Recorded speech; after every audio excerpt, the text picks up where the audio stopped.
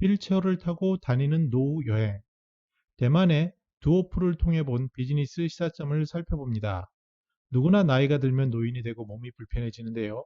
이 여행에 대한 욕구를 어떻게 해소할 수 있을지에 대해서 또 비즈니스 가능성은 무엇인지 살펴보도록 하겠습니다. 안녕하세요. 저는 시니어 라이프 비즈니스를 연구하는 최학희입니다. 대만에 두오포 서비스가 있는데요. 노인 이동을 픽업하는 서비스입니다. 두오포는 접근성을 최우선으로 한다고 하는데요. 노인의 맞춤형 그리고 접근성과 안전을 통해서 접근이 가능한 여행을 추구한다라고 홈페이지에 소개하고 있습니다.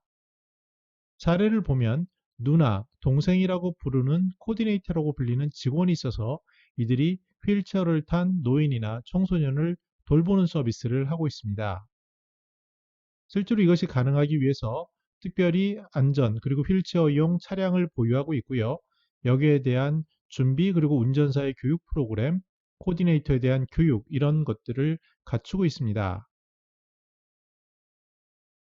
이 서비스 핵심은 코디네이터인데요. 코디네이터는 노인이 계획한 여행지 현장은 물론 숙박, 식사, 화장실 상태 등 모든 여정을 직접 휠체어를 타고 다니면서 세심하게 점검하고 확인한다고 합니다.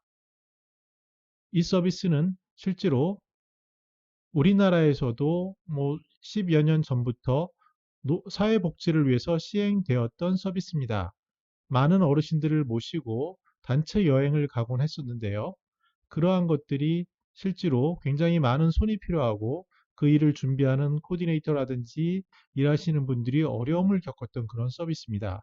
근데 중요한 것은요. 노인들 입장에서 특히 이제 타이밍이 중요한데 지금 시기에 시니어들의 기사를 보면은 이렇게 스카이다이빙을 한다거나 개썰매를 통해서 썰매를 탄다거나 또 스킨스쿠버 도움을 받는 이런 사례들을 볼 수가 있습니다.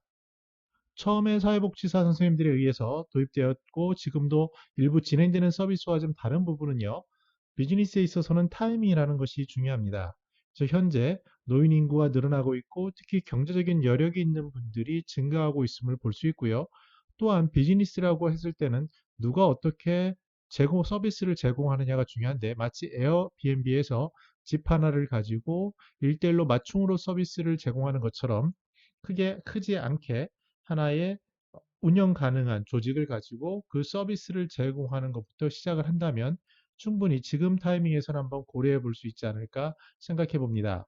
우리나라는 실제로 이러한 인프라를 많이 가지고 있는데요. 비급여 서비스라고 하는데 노인장기요양보험에서 이러한 요양보호사라든지 사회복지사 인프라들이 많이 구축되어 있습니다. 그리고 미국의 경우에는 우리는 노인장기요양보험이 잘 되어 있지만 이러한 급여 서비스가 아닌 비급여 서비스의 가능성을 엿볼 수 있는데요.